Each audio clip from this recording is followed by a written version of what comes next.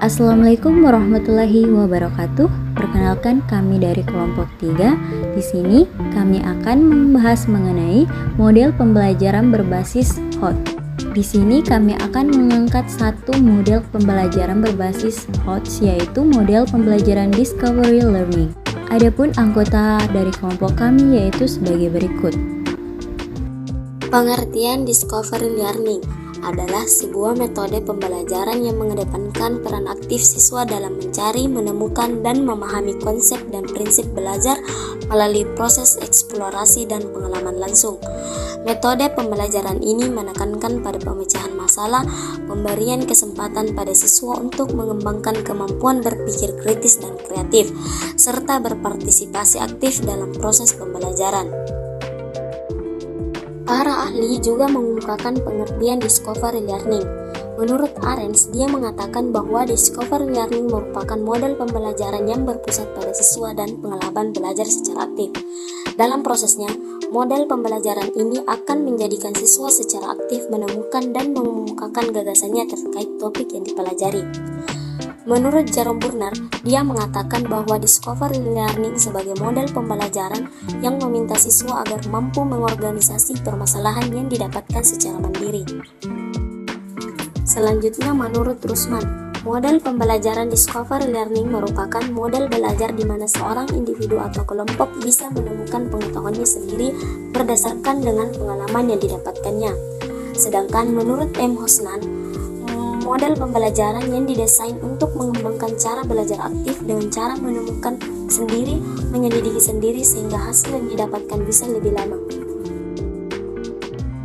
Karakteristik Discovery Learning. Yang pertama, mengeksplorasi dan memecahkan masalah untuk menciptakan, menggabungkan, dan menggeneralisasi pengetahuan, yang artinya siswa berinisiatif untuk lebih mendalami dan meneliti dari setiap pembelajaran yang diberikan, sehingga menghasilkan kesimpulan sendiri dari suatu masalah yang diselidiki. Yang kedua, berpusat kepada siswa atau student center, yang artinya siswa yang berperan aktif dan mandiri dalam proses pembelajaran dan guru hanya berperan sebagai fasilitator, sehingga pembelajaran akan menjadi sangat bermakna. Karena dalam proses pembelajaran Discovery Learning lebih berpusat pada kebutuhan siswa, minat, bakat, dan kemampuan siswa. Yang ketiga, aktivitas menghubungkan pengetahuan baru dan pengetahuan yang sudah ada sebelumnya, yang merupakan upaya yang dilakukan siswa bagaimana caranya kreatif dan imajinatif dalam menghubungkan pengetahuan baru yang diterima dengan pengetahuan yang sudah ada sebelumnya. Kemudian yaitu sintak model Discovery Learning, yang dimana yang pertama yaitu guru mulai bertanya dengan mengajukan persoalan atau menyuruh anak didik membaca atau mendengarkan uraian yang memuat permasalahan. Yang kedua, anak didik diberi kesempatan mengidentifikasi berbagai permasalahan, sebagai besar memilihnya yang dipandang paling menarik dan fleksibel untuk dipecahkan. Permasalahan yang dipilih itu selanjutnya harus dirumuskan dalam bentuk atau hipotesis, yakni pernyataan sebagai jawaban sementara atas pertanyaan. Kemudian yang ketiga, untuk menjawab pertanyaan atau membuktikan benar tidaknya hipotesis ini, anak didik diberi kesempatan untuk mengumpulkan berbagai informasi yang relevan, membaca literatur, mengamati objek, wawancara dengan narasumber, melakukan uji coba sendiri, dan lain sebagainya.